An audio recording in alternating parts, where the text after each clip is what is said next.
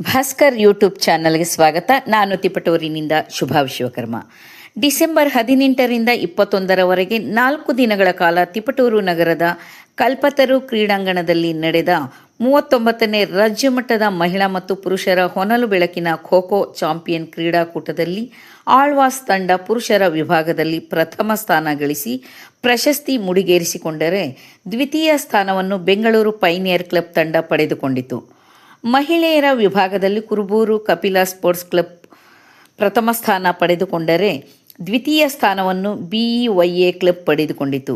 ವಿಜೇತ ತಂಡಗಳಿಗೆ ನೊಣವಿನಕೆರೆ ಶ್ರೀ ಕಾಡಸಿದ್ದೇಶ್ವರ ಮಠದ ಅಭಿನವ ಶ್ರೀ ಕಾಡಸಿದ್ದೇಶ್ವರ ಸ್ವಾಮೀಜಿ, ಕರ್ನಾಟಕ ಖೋ ಖೋ ಸಂಸ್ಥೆ ಅಧ್ಯಕ್ಷ ಲೋಕೇಶ್ವರ್, KPCC ಸದಸ್ಯ ವಿ ಯೋಗೀಶ್, ಕಲ್ಪತರು ವಿದ್ಯಾಸಂಸ್ಥೆ ಖಜಾಂಚಿ ಶಿವಪ್ರಸಾದ್ ವಿತರಣೆ ಮಾಡಿದರು. ಕಾರ್ಯಕ್ರಮ ಉದ್ಘಾಟಿಸಿ ಮಾತನಾಡಿದ ನೊಣವಿನಕೆರೆಯ ಕಿರಿಯ ಶ್ರೀಗಳಾದ ಅಭಿನವ ಶ್ರೀ ಕಾಡಸಿದ್ದೇಶ್ವರ ಸ್ವಾಮೀಜಿ, ಕ್ರೀಡೆ ಮನುಷ್ಯನ ಶಕ್ತಿ, ಸಾಮರ್ಥ್ಯ ಹಾಗೂ ಬುದ್ಧಿಶಕ್ತಿಯ ಪ್ರತೀಕವಾಗಿದೆ.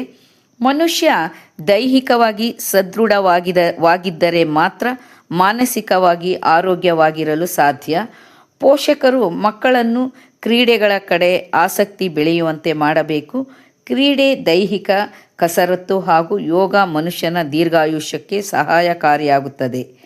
ಕಲ್ಪತರು ನಾಡು ಕ್ರೀಡೆಗೆ ಉತ್ತೇಜನ ನೀಡುತ್ತಾ ಬಂದಿದೆ. ಹಿಂದಿನಿಂದಲೂ ನಡೆದುಕೊಂಡ ಪರಂಪರೆಯನ್ನು ಲೋಕೇಶ್ವರ್ ಮುಂದುವರಿಸುತ್ತಿದ್ದಾರೆ. ನಮ್ಮ ಊರಿನ ಯುವಕರನ್ನು ಕ್ರೀಡೆಯಲ್ಲಿ ತೊಡಗಿಸಿಕೊಳ್ಳುವಂತೆ ಮಾಡುವ ಜೊತೆಗೆ ರಾಜ್ಯ ಹಾಗೂ ರಾಷ್ಟ್ರ ಮಟ್ಟದಲ್ಲಿ ವೇದಿಕೆ ಕಲ್ಪಿಸುತ್ತಾ ಕ್ರೀಡೆಗೆ ಪ್ರೋತ್ಸಾಹ ನೀಡುತ್ತಿದ್ದಾರೆ ಎಂದು ತಿಳಿಸಿದರು. ಕರ್ನಾಟಕ ಖೋ ಖೋ ಸಂಸ್ಥೆ ಅಧ್ಯಕ್ಷ ಲೋಕೇಶ್ವರ್ ಮಾತನಾಡಿ, ಪೋಷಕರು ಮಕ್ಕಳಲ್ಲಿ ಕ್ರೀಡಾಸಕ್ತಿ ಬೆಳೆಸಬೇಕು. ಶಾಲೆಯಿಂದ ಮಕ್ಕಳು ಮನೆಗೆ ಬಂದಾಗ ಪಠ್ಯಪುಸ್ತಕ ಪರಿಶೀಲನೆ ಮಾಡದೆ ಮಕ್ಕಳ ತಿಂಡಿ ಡಬ್ಬಿ ಪರಿಶೀಲನೆ ಮಾಡಿ.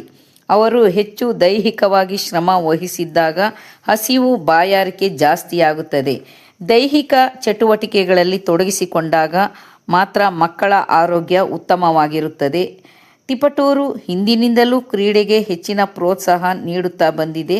ಕಬಡ್ಡಿ, ವಾಲಿಬಾಲ್, ಖೋ ಖೋ, ಫುಟ್ಬಾಲ್ ಸೇರಿದಂತೆ ಅನೇಕ ಕ್ರೀಡೆಗಳನ್ನು ನಡೆಸುವ ಮೂಲಕ ರಾಜ್ಯ, ರಾಷ್ಟ್ರ ಮಟ್ಟದ ಆಟಗಾರರನ್ನು ತಾಲೂಕಿನಿಂದ ಕೊಡುಗೆ ನೀಡಿದ್ದಾರೆ. ಇನ್ನೂ ಹೆಚ್ಚಿನ ಪ್ರೋತ್ಸಾಹದೊಂದಿಗೆ ನಮ್ಮ ಯುವಕರಿಗೆ ಉತ್ತಮ ಕ್ರೀಡಾ ವೇದಿಕೆ ನೀಡಲು ಶ್ರಮ ಪಡುವುದಾಗಿ ತಿಳಿಸಿದರು. ಕಾರ್ಯಕ್ರಮದಲ್ಲಿ ಮುಖಂಡರಾದ KPCC ಸದಸ್ಯ ವಿ ಯೋಗೀಶ್ವರ್, ಕಲ್ಪತರು ವಿದ್ಯಾಸಂಸ್ಥೆ ಖಜಾಂಚಿ ಶಿವಪ್ರಸಾದ್, ಜಗದೀಶ್, ಕಾಂಗ್ರೆಸ್ ಮುಖಂಡ ಮಲ್ಲೇನಹಳ್ಳಿ ಕಾಂತರಾಜು, ಮಾಜಿ ನಗರಸಭೆ ಉಪಾಧ್ಯಕ್ಷ ಸೊಪ್ಪು ಗಣೇಶ್, ತಿಪಟೂರು ಸ್ಪೋರ್ಟ್ಸ್ ಕ್ಲಬ್ ಅಧ್ಯಕ್ಷ TS ಬಸವರಾಜು, ನಗರಸಭೆ ಮಾಜಿ ಸದಸ್ಯೆ ಭಾರತಿ ಮಂಜುನಾಥ್, ನಿವೃತ್ತಿ ಶಿಕ್ಷಕಿ ಮಂಗಳಗೌರಮ್ಮ, ಶಮಂತ, ಕೋಮಲ, ಕನ್ನಡ ಸಾಹಿತ್ಯ ಪರಿಷತ್ ಅಧ್ಯಕ್ಷ ಬಸವರಾಜಪ್ಪ, ಕಾರ್ಯದರ್ಶಿ ಮಂಜಪ್ಪ, ಖಜಾಂಚಿ ಮಡೇನೂರು ಸೋಮಶೇಖರಯ್ಯ ಮುಂತಾದವರು ಉಪಸ್ಥಿತರಿದ್ದರು. 4 ದಿನಗಳ ನಡೆದ ಕ್ರೀಡಾಕೂಟದಲ್ಲಿ 210 ಪಂದ್ಯಾವಳಿ ನಡೆಸುವ ಮೂಲಕ ಖೋ ಖೋ ಪಂದ್ಯಾವಳಿ ಇತಿಹಾಸದಲ್ಲಿಯೇ ಒಂದು ಇತಿಹಾಸ ನಿರ್ಮಿಸಿದೆ. ಸಂಭ್ರಮದ ಉದ್ಘಾಟನೆ ಆಗ್ತಾ ಇದೆ.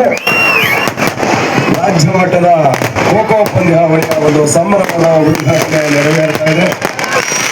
ಭಾಗಿಯಾಗಿರ್ತಕ್ಕಂತಹ ಸರ್ವರಿಗೂ ಕೂಡ ನಾನು ಉತ್ತಮವಾದ ಧನ್ಯವಾದಗಳನ್ನ ಸಲ್ಲಿಸ್ತಾ ಇದ್ದೀನಿ.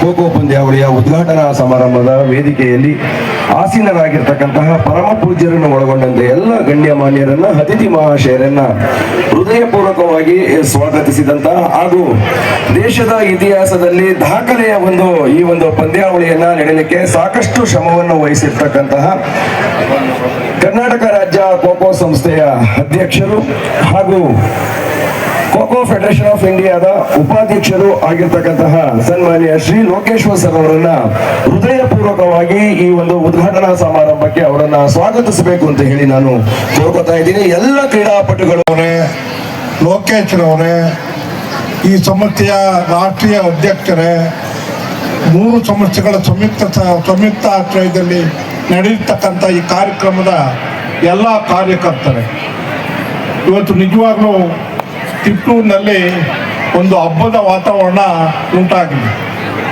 ನಮ್ಮ ಲೋಕೇಶ್ ಅವರು ಈ ಒಂದು ಕ್ರೀಡಾಕೂಟವನ್ನು ನಾವು ಇಲ್ಲಿ ತಿಪ್ಟೂರಿನಲ್ಲಿ ನಡೆಸಬೇಕು ಅಂತಕ್ಕಂಥ ಉದ್ದೇಶದಿಂದ ಈ ಒಂದು ಕಾರ್ಯಕ್ರಮವನ್ನು ಯಶಸ್ವಿಯಾಗಿ, ಅದರಲ್ಲೂ ಭಾಳ ಚೊಕ್ಕಟವಾಗಿ ಶಿಸ್ತಿನಿಂದ ನಡೆಸ್ತಾ ಇರ್ತಕ್ಕಂಥ ಈ ಕಾರ್ಯಕ್ರಮ ನೋಡಿದರೆ ಭಾಳ ಸಂತೋಷ ಆಗ್ತದೆ.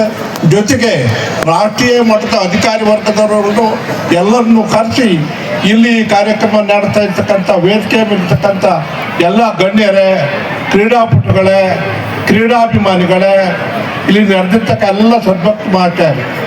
ನಿಜವಾಗ್ಲೂ ನಮ್ಮ ತಾಲ್ಲೂಕಿನಲ್ಲಿ ಎಲ್ಲ ಕಲೆ, ಕ್ರೀಡೆ ಪ್ರತಿಯೊಂದಕ್ಕೂ ಪ್ರೋತ್ಸಾಹ ಕೊಡ್ತಕ್ಕಂಥ ಒಂದು ಉತ್ಸಾಹ ತಾಲ್ಲೂಕು ನಮ್ಮದು.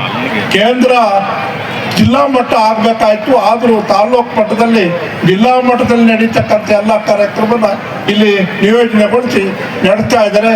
ಮಕ್ಕಳ ಇದು ನಿಜವಾಗ್ಲೂ ಒಳ್ಳೆಯ ಕಾರ್ಯಕ್ರಮ.